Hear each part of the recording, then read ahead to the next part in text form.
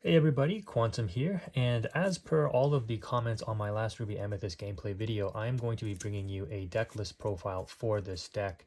It is April 2024, we are a couple weeks out from the Store Championships. The meta has been shown to be rapidly evolving, and if you go back and compare my last in-person deck list video for Ruby Amethyst to what I'm about to show you here, you're going to see how much this deck has changed. Before we jump into it though, there's just a couple of things I want to mention. First of all, thank you so much for the continued support on this game. Life has been very busy, so I know I haven't been pumping out as much content as I would like, but again, I really do appreciate the support. That being said, I am looking at upgrading some of my setups. In the description, I have a couple of links if you're interested in supporting the channel some more. Anything that is like donated or subscribed to in terms of YouTube memberships or Patreon will be reinvested into the channel. So for example, I will be looking at getting like an O-ring light so that this might be a little bit easier to see because the iPhone light that I'm recording on, provides a pretty big glare on the cards. So just stuff like that. I just wanted to mention that, and continue to make comments, continue to like the video. It really shows me that you guys are interested in this stuff, and I'll continue to post what I can for you. So with that out of the way, let's go ahead and jump into the profile. I'm going to be going over what the deck is in terms of its construction, and then I'm also going to be going over some other options you could consider, or tech options and or options that have fallen out of favor based on the meta as of start of April 2024. The deck is 61 cards. I opted to put in the extra card because, as you guys have probably seen from the last big AMETHYST tournament, the 2K that had 300 players, a lot of people are going way over 60, and that's because if you actually watch some of those matches, they get down to like the final 10 cards, and if your opponent's playing Whole New World, decking out is actually a win condition. So the 61st card probably doesn't make that much of a difference, but you shouldn't feel too bad for playing it. All right, so to start off, we've got 4 Rafiki. This is a staple in Ruby Amethyst now. I talked about this right at the beginning of Into the Inklands when this card was like 50 cents and the holos were only $1.50. I picked up my 4, and now I think the holos are like $6 or $7 Canadian. Kind of wild, but yeah, it's pretty obvious why this is important, because Ruby Amethyst, as you guys probably know if you played this deck, has struggled with aggro, and you just continually need a way to check that early game, and the Rafiki does that. It's very important to understand when do I play the Rafiki as my 1-drop and when do I play the Minnie Mouse as my 1-drop, or Olaf. I just like Minnie Mouse because I like Minnie Mouse over Olaf. But yeah, you probably should play Olaf so you stay within the color and you don't reveal what your second color is right away. But again, we prefer style over function sometimes, hence the holos. But it's important to know when you need to play one or the other. In like if your opponent is on the play and they're setting up an early board, like let's say you're against Steel, which is very popular, and they go Captain Hook, Mr. Smee, you value the Rafiki in that situation a lot more than you would the Minnie Mouse. And it's pretty obvious why, right? Like you play the Minnie Mouse, the opponent's like, okay, I'm going to quest with my Hook, I'm going to quest with my Smee, I'm not afraid. Because what is your Minnie Mouse going to do on turns 1, 2, and 3, right? On turn 3, the best thing you can do is drop a crab or a latch ditch effort or something, and then your Minnie Mouse trades. But your turn 1, when you're on the draw, if you drop the Rafiki, that slows your opponent down from that early lore, and that's very critical. Every single point of lore counts, and you have to be able to play that early game or navigate that early game very carefully. So using this card to great effect is very important, and using this card to great effect is very important. If you're on the play or something and you have the Minnie Mouse and the Rafiki, maybe you value dropping the Minnie Mouse and just getting in the early quest, knowing that the 3 toughness can likely survive the 1 and 2 drop that the opponent puts on their board. So there's a lot of considerations in the first turn there, depending on what you want to mulligan for, depending on what you end up playing if you have both. I know it might not seem like a lot, but it really does make a difference.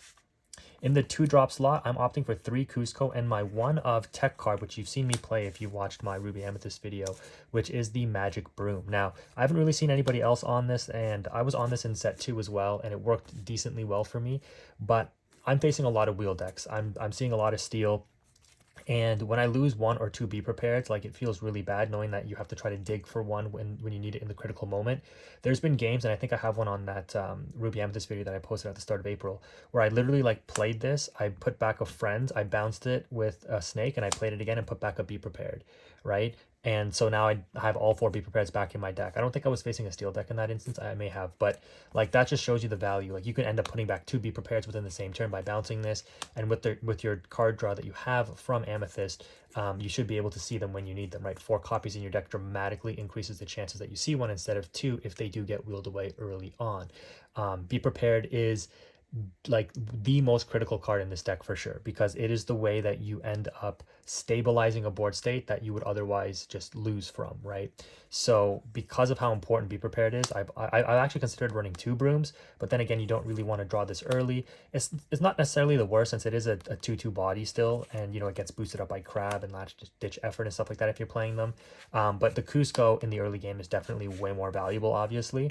The pressure that this puts on and the quest for 1 is very important. You could also opt to play 4 Cuscos and 1 Broom too, if you want to make the room for that. We continue to play 4 Snake. Shouldn't be any surprise there. Don't really need to explain this. I've gone over it many times in the past already. We continue to play 4 Mim Fox as well. This card is proving to become more and more important in the metagame for a couple of reasons. One, because we're also pairing it with 3 Crab, and the synergy that you're going to get when bouncing this stuff back is very important. So there are instances where maybe on turn 3 you drop Crab, you boost something up, you take something out, then the opponent might have a location or something on board. You drop Fox and you bounce back the Crab. This becomes a 7/3 body, and it outs things like the opposing Queen's Castle, which is making its way back into the meta for sure.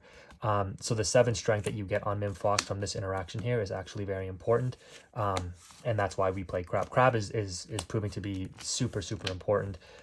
It helps you trade up with your lower drops into stronger things. It's just really important overall. I think I can go over countless meta impact, like Robin Hood's, Beast Tragic Heroes. Those are the main ones that come to mind, but there's a couple others, like getting over Bodyguards, which are somewhat popular. Now this is also a bit of an odd choice on the 3-drop slot. Minnie Mouse ×3. And the reason I've opted to include this is because there are certain games where you need to realize, and I've talked about this before, you're in a race with your opponent. And if you're on the draw, I'm going to value the aggro aspects of my deck and what my deck can do more so than the control aspects. And therefore, I'm going to opt to play Minnie Mouse if I have it, or mulligan for Minnie Mouse. And I know my opponent won't have an answer to this for a couple of turns, and I can get in a good 4, 6, 8 lore maybe before it's eventually answered. In the mirror match, just like with set 2, this card is very critical if you are playing it, and it can win you the match in certain scenarios. Before we move on, because obviously the next thing is going to be Friends on the Other Side here, 4 copies of this. No explanation needed there. Card draw.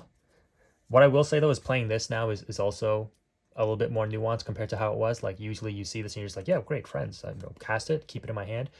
Oftentimes, especially if you're against Emerald, like the matchups matter, you probably want to put this back in your opening hand, because you don't want it to get Ursula'd away, unless you want to use it as ink, which actually isn't a bad thing, because the other card draw options you have actually outclass Friends. Like there's been, if you watch my games, there's been times where like I had a Queen's Castle and a Friends, and I'm like, yeah, ink the Friends, play the Queen's Castle, move stuff to the Queen's Castle, because that's more value than playing the Friends, right? I get the lore, and I have an ongoing threat in the Queen's Castle, and it's getting me card draw if my characters stay, and if the Queen Castle stays as well. So there's a lot of considerations to make there. All right, before we move on though, I do want to talk about some other early game options before we move into the second half of the deck. So Chernobog's Followers, why did we opt to cut this over the Minnie Mouse? Well, kind of like what I already explained, Minnie Mouse is 3 toughness in the early game, and opting to utilize utilize this on the play or on the draw, right, depending on what your opponent plays in the first couple of turns.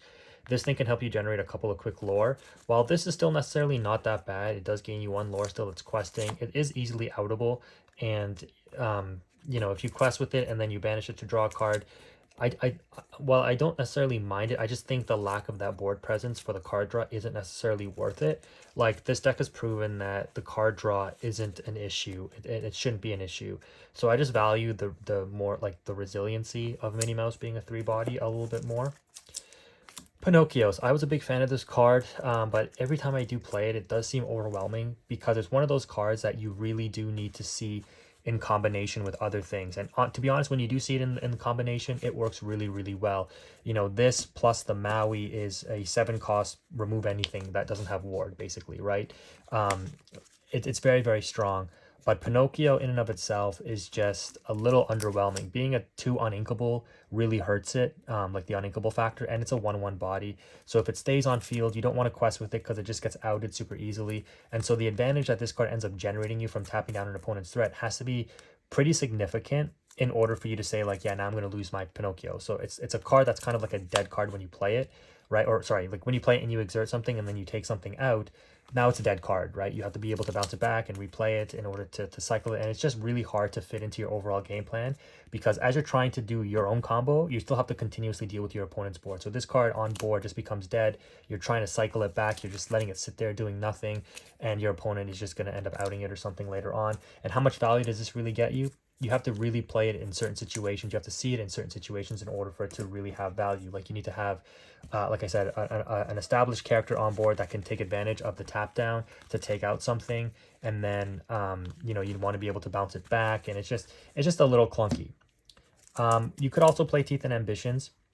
I've opted not to, just because I think that we have enough to deal with aggro. Like I've talked about before, I think the Rafiki kind of outclasses the Teeth and Ambitions now, where if you're able to mulligan aggressively for this card in the aggro matchups, or in the matchups where you know you'll need to kind of stave off the early game pressure, I think it just outclasses Teeth. Like, you know, deal 2 damage, deal 2 damage. If you have to cast this, it is a tempo loss on 2 ink. If you sing it, you know, you're losing a quest.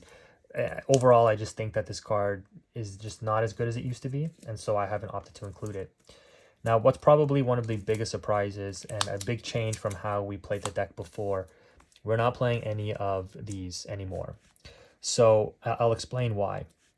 Maleficent, still a solid card overall, but to be honest with you, like a 3-cost 2/2 body, it's just a little too low impact for me now. You always want to be aggressively playing and protecting your rabbit, and that is your main like character card draw. And then with the addition of the Queen's Castle, being able to play that in the correct situations is also going to be a good source of pressure, card draw, and lore gain for you. So for that reason, I think this is not as relevant, and you're oversaturated with 3 drops, right? You've got your foxes, you've got your crabs, you've got your Minnie Mouses, and you've got your friends, and we'll go over one other card in just a second. But that's a lot of 3 drops. And in scenarios where you have the Maleficent in this mix as well, where are you really going to opt to play the Maleficent over one of these, right? Where you play Crab, it's likely having an immediate impact. You play the Fox, it's having an immediate impact with the rush ability, right? With the boost ability of Crab. You play Minnie Mouse, you're establishing aggressive pressure on your opponent. You know, hopefully you don't have to hard cast friends, but you know, this is a draw 2. This is just a draw 1 and a body on board that's very weak. It gets outed by swords, it gets outed by a lot of things, and it just doesn't progress your game state enough to just quest for 1. I'd rather play a Minnie Mouse in that situation. I'd rather just play the crab, or the rabbit next turn if I could instead. So yeah, overall I just think this card is a little underwhelming when I've been playing it, and so I've opted to cut it. Spellbook in the mirror, again, a little underwhelming in other matchups. It's actually really bad in certain matchups.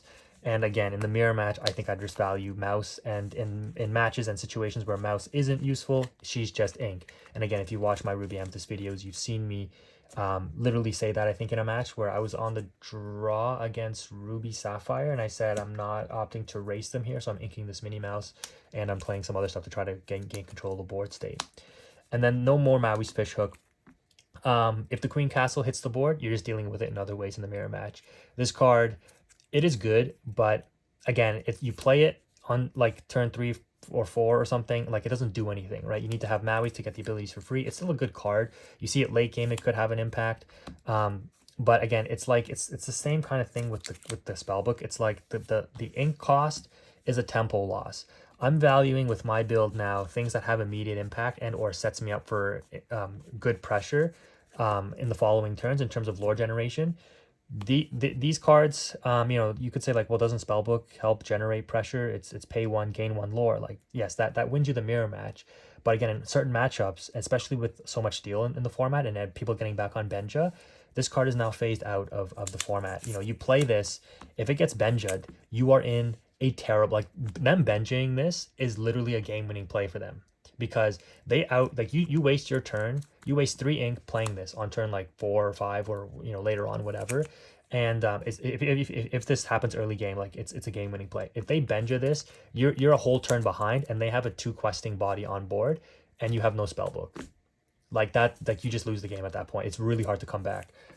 If you play this late game, you know, at that point, shouldn't you have other things that you've already established in order to win the game? Again, if you're seeing a lot of mirror matches, maybe you still include it, but I've opted not to. And the Fishhook is kind of the same reason. With so much steel, items are just not where it's at right now, it seems.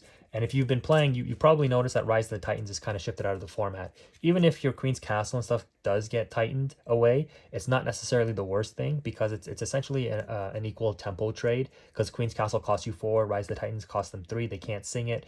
So, you know, it's kind of like an equal board state. If they do rise it, it's not the worst. Anyways, we're on 15 minutes. I'm sorry this is getting to be such a long video, guys, but again, hopefully you appreciate the insights. If you made it this far, by the way, let me know in the comment section below, because we're going on to the tech option. So credit to Bannable Harka. He was kind of the first one to really outline this card and test it. And this is, again, in the same vein as Crab, boosting up a character by +2 instead of +3, but it helps you get additional value off things like your Minnie Mouse, like your Cusco's. And the reason why you play this over the Pinocchio is, again, because you get the value off those low characters, but you still need an answer to Ursula. If you're going up against Emerald, you probably try to aggressively mulligan for this card, and just keep it in hand. Like, the ability to exert the Ursula Deceiver of All and prevent them from getting that double sing can literally be a game-winning play for you, similar to how like your spellbook getting Benjed early on could be like a huge detriment to you. Like, you play Last Ditch Effort, you exert their Ursula, and then you swing into it with like your Minnie Mouse. Yes, you trade 2 cards for 1, but the Ursula is such an important board piece for them. You're putting them behind, because you got to remember, your top end against Emerald is way stronger. And if you deny them that double sing for them to clear a board and continue questing with like a strength, or let the Storm Rage on, or even a draw 4 with like a Friends on the other side with the Ursula to obviously draw 4, it can be a huge tempo disruptor for them, and it can help you continue to, you know, stabilize the board state if you're stopping the aggro with something like a Rafiki and you out the Ursula. So this card seems to have been pretty decent, and I think it is worth exploring over the Pinocchio, just because it does help you. Same thing Bannable Harka said, right? It does help you get extra utility off of your low drops. And, you know, trading your Cusco into it is even better, because then you draw off Cusco and you outed a threat. Like, it's really good. And like I said, for that reason, you might even want to play 4 Cuscos. And I do have foil ones coming. These are one of the only copies of the non-foils in the deck, unfortunately. This and Maleficent Dragon are the only non-foils, I'm pretty sure. Then we got 4 rabbits. No explanation needed there. Like I mentioned, you'd rather just play rabbit and protect the rabbit via bounce instead of the Maleficent. And 4 goats. This card continues to be an insane closer for you. Again, depending on the matchup, do you value control or do you value the aggro aspects? You know, in certain aggro matches, you know, cycling a goat a few times, putting the pressure on them with this is better than the spellbook. And so for that reason, I think that package continues to be played at 4 and 4. I'm opting to put back in 3 of the Queen's Castle, and the reason for this is because you have to play this now, again, because of the Emerald Steel discard deck that's kind of popped up in the meta. Establishing this when you have no cards in hand and just putting your characters on it, they likely won't be able to out it that turn, because they're busy making you discard and their characters on board are likely weak. And so being able to draw 2, draw 3 off of this for even just 1 or 2 turns while you keep up with the lore pressure. I've talked about this before. Like, this keeping up with lore is so important, because it prevents your opponent from running away from the game. And even if they do out this, if this generated you 4 lore to help keep you in the race, like, that can make the difference between you winning and losing the game, right? And then the card draw you generate off this can help you like restabilize against the discard deck. In the mirror match, you may or may not end up inking the Queen's Castle, but it's just an incredibly powerful like mid to end game pressure card. And again, you've seen this be used in things like McDuck Manors, right? McDuck Manors, same reason. You drop this McDuck Manor, and even if they be prepared your board, like, they have to deal with the location, and being able to deal with locations and characters is still a tough thing to do. With Maui's Fishhooks kind of falling out of the format a little bit, or the deck, and Ruby Amethyst in general falling out, like, less mirror match interactions are happening. But this card into Steel is actually really, really strong, especially, like I said, since they're cutting Rise of the Titans. But even if they do Rise of the Titans it's not necessarily all that bad. For Maui's continues to be a staple. It's wild to think that this card is now like $18 Canadian for the non-foil, and I think like over 25 for the foil, which is kind of wild. But yeah, again, I've been saying this since locations were revealed, and I said this card is going to be worth money, guys. This is like going to be one of the best cards in the game. Even though locations have continually fallen out of the format, the value you get off Maui is just ridiculous, right? Like, there's an interaction like in the mirror match. If they have an opposing Queen's Castle, like you don't even need Fishhook. If you drop the Maui and you have the Last Ditch Effort, this makes Maui 8, and then your Maui still instantly takes out the castle too, right? So there's a lot of interesting combos that you like. You know, when you talk about a combo, you don't want to be like, if I don't see my combo, I lose the game. It's like, no, the combo synergizes across the deck. So Last Ditch Effort works with your small characters, can work with your big characters. Maui in and of itself is just a one card tank. And that's why Ruby Amethyst can still work, because the deck is still very versatile. Now we get to the top end, and this is probably going to surprise you guys because this is a big difference from what things were like before. 3 Tremaines have made their way back into the deck, and 2 Madame Medusas. In the mirror match, Madame Medusa is kind of underwhelming, but Lady Tremaine's, the ability to play this and shift another one onto it when you're on 10 ink is very relevant, and then being able to bounce both back to hand with like a snake or something the next turn is very strong. But this is your control package as you get to the mid to end game. It is very strong, and if you've been playing the deck correctly, if you've been stabilizing, you know when you need to value keeping back some foxes and snakes in order to get the value off of the bounce from these cards. The Medusa continues to be an absolute unit against steel decks. That's why you continually need to play them. But in other matchups, it can be a little overwhelming. Like this doesn't deal with Tamatoas and stuff like that. So the top end of the steel decks, or you know, the Sapphire decks, I should say, which is Sapphire Steel and Sapphire Ruby, you would have trouble, you know, getting utility off of Medusa in the late game. Like against Ruby Sapphire, there's not much that this card hits, unfortunately, and it's kind of a dead card almost.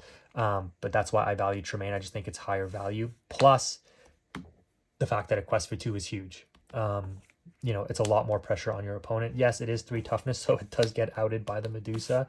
But you know, it does represent good value in testing. Again, if you've seen my matches, you've seen that it's put in some decent work. The other 6-drop that I'm testing out, I like the way it felt, is the Yzmas. This card can be a little bit of a win more card, but against other Ruby decks, I really do value the ability to keep my board state rather thin. So being able to do something like quest with my goat, play Yzma to bounce the goat back into the deck, gain my lore, protected, or the rabbit, right? And then still have a ready threat on board that if you want to be prepared, you're losing some value. And I draw 2 off of this. And then, of course, in really dire situations, you can Yzma away an opponent's threat. There was a game that I played, unfortunately, I didn't record it, where I just, the opponent clearly had like a whole new world in hand, and they were struggling to keep a 5-drop character on board so they can sing it. And like, I think they had like a Beast Tragic Hero, because I be prepared the turn before away a Cogsworth. And then like they Beast Tragic Hero'd and they had like 2 cards in hand. And I was like, you know, let me just Yzma away the Beast, because I'm almost positive he has a whole new world. And then the next one he ended up having to hard cast a whole new world, and he couldn't really do much else after that. And I won the game because of it, right? Because again, I had this on board. They couldn't deal with it. I Yzma'd away their Beast. Yes, they drew 2. They inked, and then they cast a whole new world. And then, you know, next couple of turns, I just ended up, you know, putting too much pressure on them to win the game. So I do like the way Yzma feels. It seems pretty good. For Be Prepared, you know, nothing to explain there. This is, like I mentioned in the beginning, one of the cards that will win you the game. In certain matchups, you absolutely need to be digging for this and seeing this and playing it in the right scenarios. Again, that being said, hopefully you only need to cast like 2 or 3 copies in a game. You shouldn't need to cast all 4. But again, 4 copies means you increase the consistency of seeing this card. So you absolutely need to play 4. And then for the final top end, we're still opting to play our Maleficent Dragons. Too often do games get into the 10 plus ink range, and having this card ready to drop, I've mentioned this many times before, is super valuable. Not only does it usually go 2 for 1 because you played it out of threat, it is inkable, which, you know, is a huge plus. But being a 7 body, it runs over most things, including many powerful locations, or, you know, will deal enough damage to things that you can finish off with something else, like into a McDuck Manor or a Tamatoa. It quests for 2, and it has 5 toughness, which means it is Zeusable, but if it baits out a Zeus, you know, you outed a threat when you played this, and then they Zeused it away, right? Either singing with Zeus, so preventing a quest, or hard casting it, being a tempo disruption to out your Maleficent Dragon. And in very rare scenarios these days, you might end up singing a Be Prepared with this the next turn if your opponent opts to go wide, and in which case you likely just win the game because you didn't waste any ink, and then you can establish a board after the fact. So that is the deck. A lot of changes, as you guys can probably tell, and we're on 25 minutes almost. That's insane. Hopefully you've made it this far. Other tech options that people could be using, you don't really see RLS Legacy in the format anymore, but if you were going to play this, you could opt to play Jim Hawkins if you were going for a more location aggro based deck. Do you need to play 4 Mini Mouse? No, I don't think so. Should you be playing Dragonfires? It's totally up to you, and it's a meta call. Maybe you like Dragonfires over some of these options. It does cost 1 less. It's also uninkable, but like I mentioned, these are big bodies that you know, Medusa can take out threats in addition to on play taking out a threat. Same with Tremaine and Tremaine Quest for 2, and these are bounceable with your bounce package, whereas this is not. So I do like this setup a little bit, but if you made it this far in the video, let me know you are a real one if you have. Thank you again for watching. That's going to be it. And again, I made this video because you guys made comments requesting it. If you do want to see something else, or you just have questions about anything, make sure you leave those comments because I do read them and I do try to react to them. Thank you again for watching. Quantum is out.